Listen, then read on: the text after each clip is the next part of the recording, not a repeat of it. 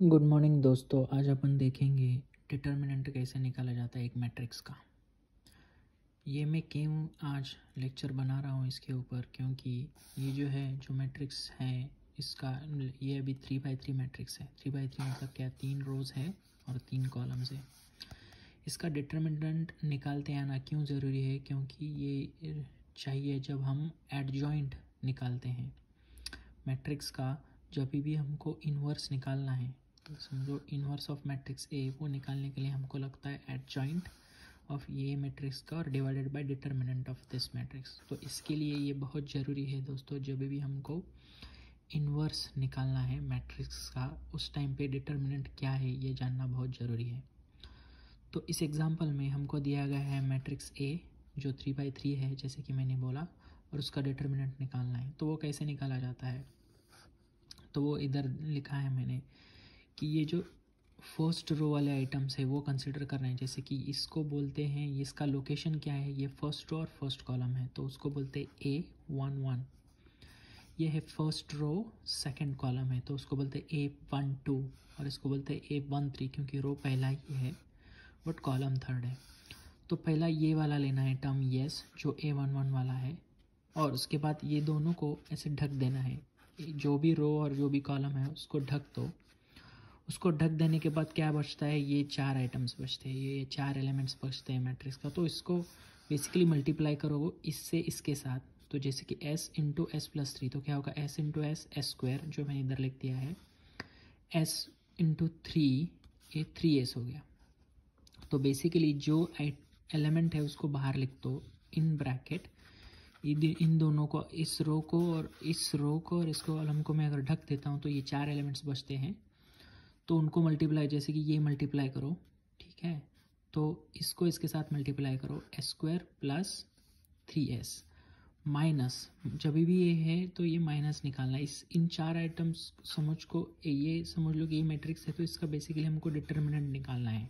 तो जब भी डिटर्मिनेंट निकालते हैं तो क्या करते हैं, इन दोनों को मल्टीप्लाई करते हैं माइनस इन दोनों को मल्टीप्लाई करते हैं। तो बेसिकली मैंने इधर किया, इन दोनों को मल्टीप्लाई किया, वो हो गया s² plus 3s।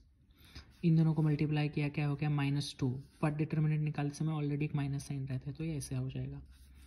On the same lines अभी ये रो, सॉरी पहला रो और ये दूसरा कॉलम ऐसे ढक देना है, और कौन से 4 एलिमेंट्स बचते हैं वो देखने हैं और उसका डिटर्मिनेंट निकालना है। तो जब भी डिटर्मिनेंट निकालते हैं तो ये जो वाला जो टर्म है उसको ऑलरेडी माइनस लिखते हैं।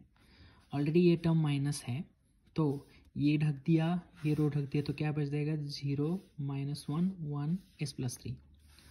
तो इन दोनों को मल्टीप्लाई करो, 0 है तो 0 ही आ जाएगा जो इधर है, और इन दोनों को मल्टीप्लाई करोगे -1 इंटू 1 -1 हो जाएगा, और डिटर्मिनेंट में ऑलरेडी एक माइनस साइन है, तो ये ऐसा बन जाएगा।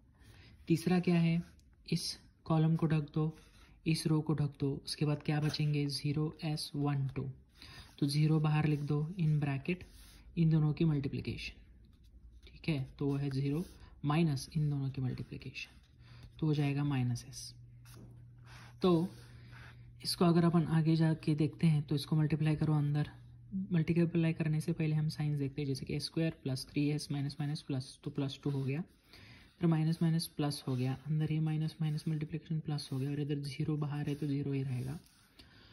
तो इसको अंदर मल्टीप्लाई कर दिया तो हो जाएगा s³ plus 3s² plus 2s plus 1। तो यही है अपना 3x3 मैट्रिक्स का डिटर्मिनेंट, और ऐसे निकाला जाता है। बेसिकली ये 3 टर्म्स देखो, इसको ढको, उसके बाद जो भी 4 एलिमेंट्स लगते हैं उसका डिटर्मिनेंट निकालो। ये निकाला, उसके बाद ये ढक दिया, ये 4 बच गए, ये निकाला, ये ढक दिया, फिर ये 0s12 बच गया और उसका डिटर्मिनेंट निकाला। साइन याद रखना है, जो बीच वाला है उसका ऑलरेडी एक साइन माइनस रहता है। अगर हमारे पास 3x3 के जगह पे समझो हमारे पास 2x2 मैट्रिक्स है, तो इसको कैसे निकाले जाते हैं, तो इसको मल्टीप्लाई करो, s² माइनस -1 इंटू 0, जो 0 है तो s² हो जाएगा। तो यही चीज़ मैंने 2x2 मैट्रिक्स इधर बन रहे थे, राइट। जब भी ये ढक दिया, ये रो और ये कॉलम ढकने के बाद ये बचता था, राइट, ये डिटर्मिनेंट, तो वो वैसा ही सॉल्व किया जैसा मैंने इधर दिखाया। इसको इन दोनों को मल्टीप्लाई करो, माइनस इन दोनों की मल्टीप्लिकेशन लिखो, और क्या आता है देखो। तो basically determinant of a matrix ऐसे निकाला जाता है, और ये बहुत इंपॉर्टेंट है जो लगता है हमको इनवर्स ऑफ अ मैट्रिक्स निकालना है जब भी। तो दोस्तों ये लेक्चर यहीं पे ख़त्म हो रहा है। Thank you.